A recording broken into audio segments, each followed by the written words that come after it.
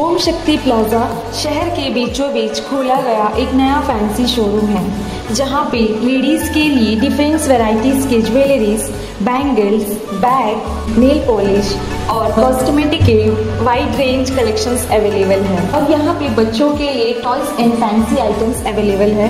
और यहाँ पे रेंटेड बेसिस पे गोल्ड कवर ज्वेलरीज भी दी जाती है। Om Shakti plaza, Aberdeen Bazaar, Babu line near Ganesh temple.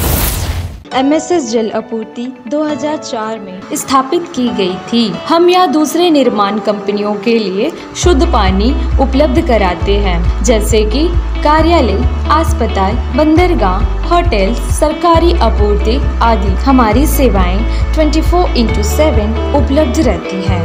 हमारी कंपनी ISO 901/2015 और ISO 1401/2015 प्रमाणित कंपनी है।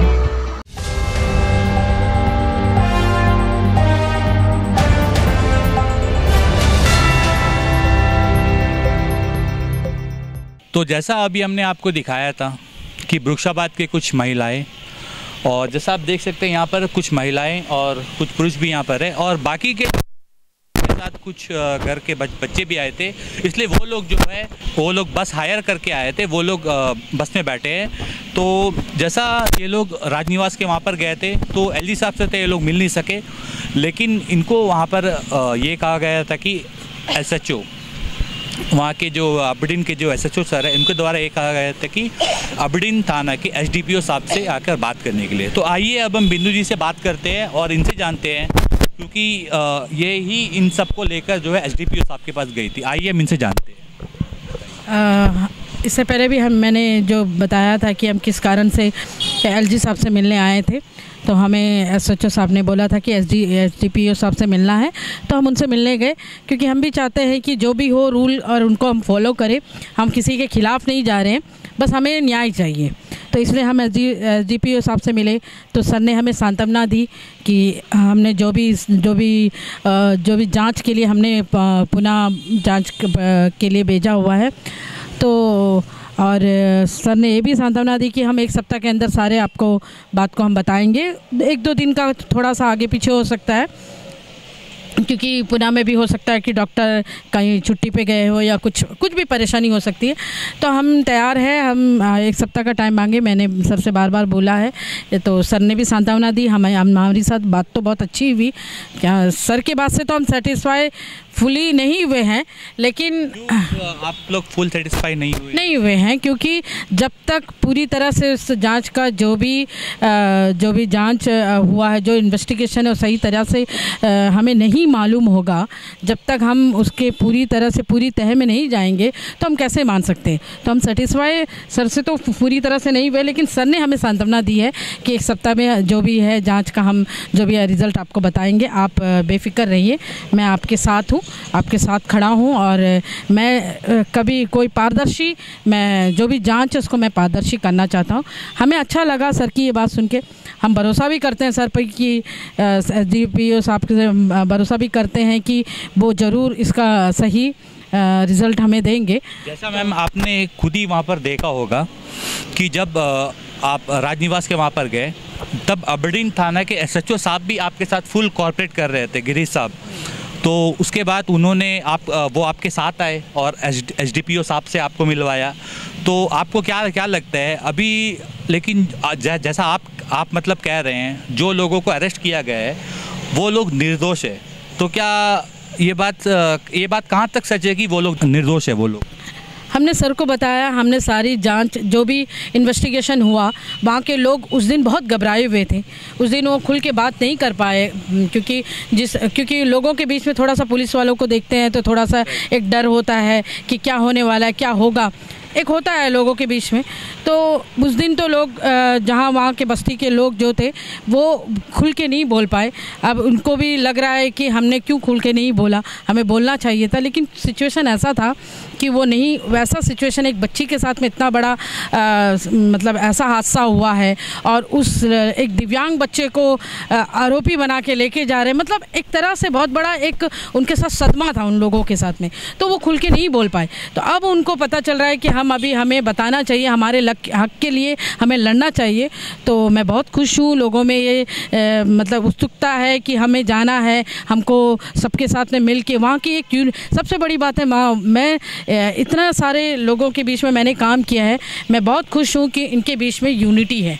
वो यूनिटी को मैं बुशाबाद कंची नाला के सारे लोगों का मैं बहुत तहे दिल से धन्यवाद देना चाहती हूँ कि आप लोग अपना जो यूनिटी है उसको बनाए रखिए। यूथ भी जुड़े हैं, वुमेन्स भी है, मेंस भी है, छोटे बच्चे भी हैं, तो बुज़ुर्ग लोग भी हैं। तो मुझे बहुत अच्छा लग रहा है कि इतने सब लोग एक यूनिटी में हैं। अब इनको कोई नहीं पछाड़ सकता है, इनको कोई नहीं हरा सकता है। और अभी जो वहाँ पे जो हादसा हुआ है उसका सही, मुझे जहाँ तक मेरी सोच है कि वहाँ का पब्लिक जो है वो अब छोड़ेगा नहीं, वो अब पूरी जांच पड़ताल का जो सही मायने में जो होना है उसको वो करवा के ही रहेंगे। और जो बच्चे जैसा भी हो, जो बच्ची के साथ हुआ है तो उसको न्याय मिले, और जो आरोपी नहीं है उनको मतलब उनके साथ में कोई गलत ना हो, जो आरोपी है उसको सज़ा मिले, और जो भी निर्दोष है उनको सज़ा ना मिले, ये मेरा कहना है।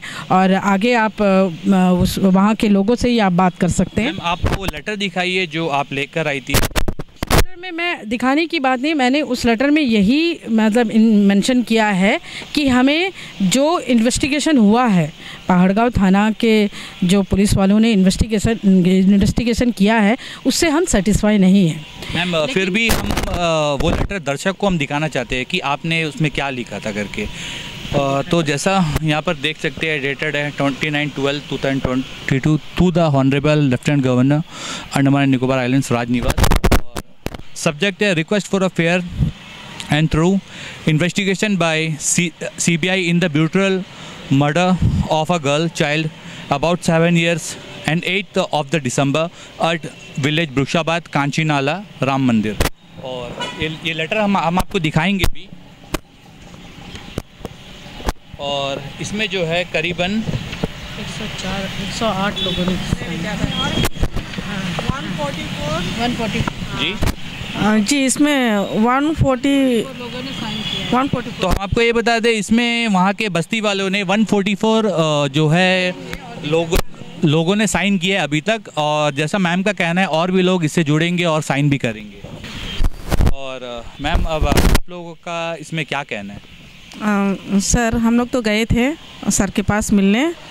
सर हमें विश्वास दिलाया है कि 1 सप्ताह के अंदर में हम लोग बताएंगे, और निर्दोष इन लोग हैं तो हम लोग उनको छोड़ देंगे, और जो क्राइम जो किया है उनको पकड़ेंगे बोल के हमें विश्वास दिलाया। एक बात मैं आपसे पूछना चाहता हूँ, अगर देखिए वो 2 जन के साथ, 2 लोगों के साथ, जैसा सुनने में आया है कि वो बुजुर्ग व्यक्ति के साथ जो है मारपीट भी हुई है थाने में, ठीक है। अभी इतना सब होने के बावजूद अगर वो लोग निर्दोष निकले तो उन लोगों के ऊपर, उनके घर वालों के ऊपर क्या मतलब क्या बीतेगी, आप ये चीज़ आप बता सकते? क्योंकि एक लोगों को जब कसूरवार ठहराने के बाद में वो चीज़ पता चलता है कि वो लोग का इसमें हाथ ही नहीं है, तो ये कहाँ तक सही है मैम?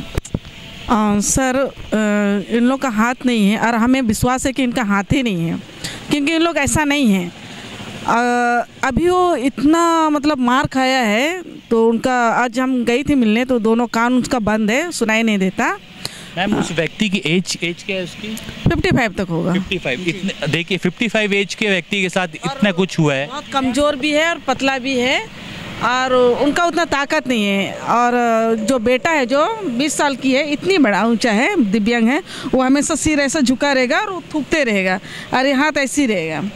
तो किसी से बात भी नहीं करता है, आप जैसा पूछेगा तो बहुत कम करेगा और हंस के बात करेगा। मतलब उसको ज़्यादा गुस्सा का बात करने से उसको सिर्फ हंसी आएगा, वो हंस के बात करते रहेगा। हम अभी वो अगर निर्दोष है, अगर बाहर आ गया तो काम करने के लायक भी नहीं है वो। राइट, क्योंकि इतना वो बदनाम हो चुका है, इतना बदनाम भी हुआ और इतना मार भी खाया। और बेटा तो छोड़ो, तो कुछ नहीं जानता, उसको कुछ पूछने से तो हंस के पार हो जाएगा। पर वो जो निरल, उनको इतना मारा, इनका बेइज्जती हुआ, सारा देश जानने लगा कि हाँ सभी कोई विश्वास करते हैं, मतलब कुछ लोग विश्वास करते हैं, बाहर लोग जो नहीं देखे उन लोग विश्वास करते हैं कि हाँ किया होगा, और हम लोग जो जानते हैं तो हम लोग बोलते हैं कि नहीं किया है। तो वो जब जेल से आएगा तो उनको सब पूछे क्या तुम लोग ऐसा किया तो होगा, ऐसा पूछ सकता उनको। इतना बड़ा बेइज्जती, और ऊपर से वो मेहनत करके खाने का लायक नहीं होगा वो, क्योंकि ऐसा मारने से उनका सर तक पूरा दिमाग तक जाएगा, तो मेहनत करके खाने का तो ताकत ही नहीं रहेगा। मैम हम एक चीज़ आपसे पूछना चाहते हैं, इतना सब कुछ हो चुका है और वो व्यक्ति अगर निर्दोष निकला, आप अपनी तरफ से क्या कदम आप उठाएगी?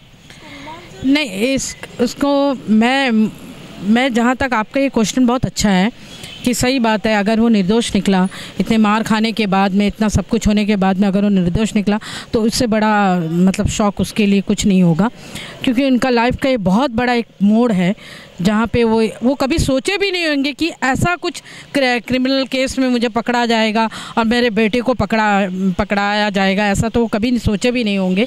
लेकिन मैं जहाँ तक उनको मुआवजा देना होगा, ये मेरी मांग है। मैम मैं एक बात कहना चाहता हूँ, तो कहीं ना कहीं मैम आज भी जो है आदिवासियों को दबाया जा रहा है, ये बात सच है कि नहीं? सच है। कमज़ोर है आदिवासी, जो कमज़ोर है वो कमज़ोर नहीं है, बस वो शांत स्वभाव के रहने वाले लोग हैं। उन लोग मेहनत करते हैं, मिट्टी काटते हैं, मेहनत करते हैं, खाते पीते और सो जाते हैं। इतना कमज़ोरी आदमी को अगर कमज़ोर करेगा तो उसका साथ क्या होगा, आप सोच के देखिए।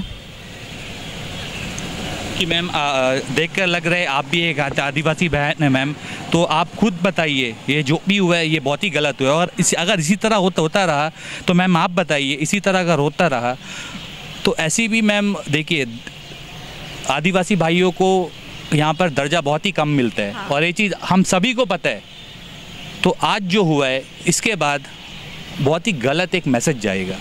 जी, हम तो चाहते कि दोबारा ऐसा ना हो और आदिवासी समझ के उसके ना दबाए। हम चाहते हैं कि उसे थोड़े दर्जा तो देना चाहिए, क्योंकि उसे बहुत कमज़ोर समझते हैं, क्योंकि बहुत दबा देते हैं, जो शांत देखते हैं और उसे और दबा देते हैं। हम शांत स्वभाव के लोग हैं, क्योंकि हम लोग लड़ाई झगड़ा वो नहीं करते। हम लोग क्या चाहते हैं, जो भी है नॉर्मल तरीक़ा से, आसान तरीक़ा से हम लोग वो सुलझाने की कोशिश करते हैं। ये नहीं कि लड़ाई झगड़ा करके नहीं, हम सोचते हैं कि सब जो है नॉर्मल तरीक़ा से ही सुलझाना करते हैं। तो जैसा आपने देखा, हमें भी बहुत ख़राब लगा है ये जो भी हुआ। मैं और एक बात आपसे बताना चाहती हूँ रोहित, आपके इसके न्यूज़ आप तक के द्वारा मैं ये बताना चाहती हूँ कि देखिए आदिवासी को आप कमज़ोर मत समझिए। और मैं अंडमान निकोबार की जितने भी आदिवासी जो रांची कम्युनिटी के लोग हैं, मैं उनसे निवेदन करती हूँ कि उन लोग सब भी इस मुद्दा में जुड़े, जाने कि क्या सच है क्या गलत। और एक बात आपने बोली कि अब आप लोगों का मतलब रांची कम्युनिटी से ऐसा हुआ है तो एक गलत मैसेज जाएगा। नहीं, ये गलत मैसेज जाने वाली बात है, लेकिन आप लोगों को समझना होगा कि कैसे सिचुएशन में उनको पकड़ा गया है, क्या वो सही है क्या गलत है। आप लोगों को हमारे साथ जुड़ना होगा ताकि हम लोग सब मिलके उसका सही गलत का जो भी है उसको हम लोग जांच पड़ताल जो भी हो रहा है उसका सही एक उसको सही रास्ता निकाला जाए उसका, और जो भी उसका मतलब अभी सॉल्यूशन जो भी है उसका सही होना चाहिए। इसीलिए आप लोग सब भी हमारे साथ जुड़े। हम चाहते हैं कि रांची कम्युनिटी के जितने लोग हैं, क्योंकि मैं इनके साथ में मैं बहुत सारे बुशाबाद में मेरी सुनामी शेल्टर जहाँ वहाँ पे भी मैं लोगों के साथ में मैं जुड़ी हुई हूँ, तो मैं लोगों के साथ में उनके साथ पास में जाती हूँ, उनसे बातें करती हूँ। मैं ये काम 15 साल से कर रही हूँ, तो मैं सारे रांची कम्युनिटी के लोगों से कहना चाहती हूँ कि आप लोग कमज़ोर नहीं हैं, आप लोग उठिए, अपना हक के लिए आप लड़ाई लड़िए, हम लोग सब अपने साथ हैं। मैं इतना ही कहना चाहती हूँ और लोगों को हमारे साथ जुड़ने के लिए मैं सबसे निवेदन करके कहना चाहती हूँ कि आप लोग सब हमारे साथ जुड़िए। बहुत बहुत धन्यवाद मैम। और हम आपको ये बता दें, हमें भी देखकर बहुत ही ख़राब लग रहा है, ये जो भी हुआ बहुत ही गलत हुआ। आखिर इसका जो भी फ्री एंड फेयर होगा, जैसा SDPO साहब ने कहा है कि फ्री एंड फेयर इन्वेस्टिगेशन होगा, उसमें जो भी अपराधी है उसे पकड़ा जाएगा। क्योंकि जैसा उस बस्ती वालों का ये कहना है कि जिन लोगों को भी अरेस्ट किया गया है वो लोग निर्दोष है, और जो व्यक्ति है उसका एज है 55 और उसका जो बेटा है वो दिव्यांग है। देखिए ऐसा सब बोलकर हमें भी बहुत ख़राब लग रहा है, लेकिन अब क्या करें। देखिए ये पुलिस का काम है इन्वेस्टिगेशन करना, वो लोग भी अपनी तरीके से कर रहे हैं, लेकिन SDPO साहब ने ये किया है कि जितना हो सके इस केस को अब ज़्यादा से ज़्यादा इसमें कमेटी बैठाकर जल्द से जल्द इसका जो भी है इसका सॉल्यूशन निकालेंगे और ये चीज़ हम आपके सामने लाएंगे, क्योंकि डे 1 से इस न्यूज़ का जो है हम आपको अपडेट दे रहे हैं और आगे भी आपको देते रहेंगे। हमारे साथ आप इसी तरह बने रहे। जी मैम बताइए। ये जो निराल डांग जो एक्यूज्ड है, जो आरोपी है, जिनको अभी पकड़कर अंदर जेल में रखा गया है, ये निराल डांग, उनका ये ड्यूटी आवर्स का, ये उनका अंदर घुसने के टाइम में ये उनका सिग्नेचर है, ये उनका टाइम टेबल है कि कितने देर वो वहाँ पे रहे हैं और वहाँ पे उन्होंने कितने देर का मतलब काम किया है। ये उनका वहाँ से उनके महात्मा गांधी स्कूल से दिया गया है। तो वो लोग भी जानते हैं कि वो कैसे सच्चाई वाले और कितने ईमानदार है। तो ये सब दिखाने के बावजूद भी उन्हें अरेस्ट किया गया, उसके बावजूद भी उन्हें अरेस्ट किया गया। तो ये बात है। तो ये मैं सारे पब्लिक को ये बताना चाहती हूँ कि ये सब हुआ है उनके साथ में। और वो बच्चे का आप कुछ सर्टिफिकेट की बात कर रही थी, दिव्यांग वाला, और मैं ये बात भी बोलना चाहती हूँ कि अगर ये महात्मा गांधी के जो मतलब वहाँ के स्कूल के जो प्रिंसिपल और जो भी उनका वहाँ पे काम करने वाले लोग, अगर उन लोग नहीं जानते, अगर वो ख़राब हो या वो कोई गलत होते तो वो ये नहीं देते थे। उन्होंने बाकायदा इसको दिया है कि वो वहाँ पे काम कर रहे थे। ये उनका टाइम टेबल है। जी जी, ये मार्क है वहाँ पे निराल डांग का। ये 8 तारीख का है और ये आपका 9 तारीख का है। ठीक है, ये आपका ये टाइम में बुलाए थे, उनको बुलाए थे, ये टाइम में उनको बुलाया गया था, वो काम में ड्यूटी में थे। तो इतने सारे बात होने के बाद में तभी उनको पकड़ा गया। और एक बात बताती हूँ, ये प्रवीण का डिसेबिलिटी सर्टिफिकेट है जो Andaman Nicobar social welfare department से दिया जाता है। तो ये उसका डिसेबिलिटी, इसमें डॉक्टर सुनील कुमार जो कि साइकेट्रिस्ट है, उनका बाकायदा उनका साइन है, ये वो सर्टिफिकेट है। तो आप मैं पब्लिक से भी निवेदन करती हूँ कि उन लोग भी हमारे साथ जुड़ के जो भी है सही गलत का जांच पड़ताल सही होना चाहिए, जो भी इन्वेस्टिगेशन होना है। तो इसीलिए मैं बार बार ये दिखाने चाह रही हूँ कि एक दिव्यांग बच्चा है, उसके साथ में कोई गलत ना हो, कुछ गलत ना हो। तो इसीलिए मैं रिक्वेस्ट करती हूँ कि आप लोग सब जुड़े। धन्यवाद। इसी के साथ ही मैं रोहित, कैमरामैन महेश नारायण के साथ न्यूज़ आप तक। धन्यवाद। अंडमान से जुड़ी सभी छोटी बड़ी खबरें देखने के लिए हमारे अपने न्यूज़ आप तक यूट्यूब चैनल को सब्सक्राइब करें और बेल आइकॉन प्रेस करना ना भूलें। हमारा अपना न्यूज़ आप तक, अब सच देखेगा अंडमान।